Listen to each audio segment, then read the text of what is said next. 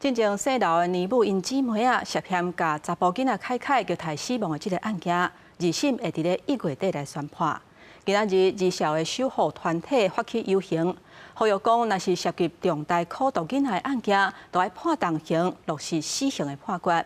也那法务部是回应讲，死刑犯审查结束，就会依法来办理。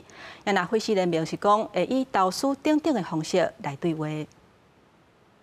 不合少，不合少，反对死，反对死。也票据发口后，上少200人集合，队伍内底为少爸母看囡仔，斗阵行上街路，发生凯凯战术，争取儿童少年的权益。滚出台湾！超港西经会师联盟甲总统府头前主张反会师立场，由李小守护行动团体发起的集会游行，经伫1月11司法节举办。重要焦点是2大诉求。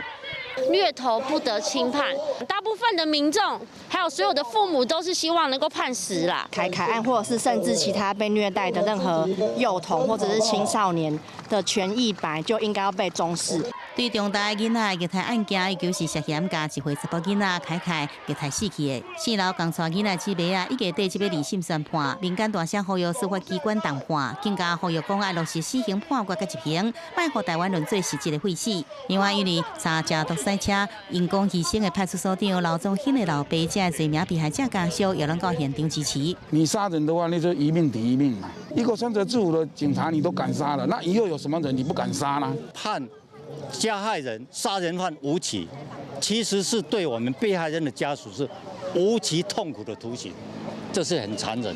对着民团诉求甲质疑，法务部讲，2004年死刑案宣判了后，依照判决意旨，死刑犯经过最高检审查完毕了后，就依法执行。总有34人伫最高检审查，2个人已经互提起非常上诉。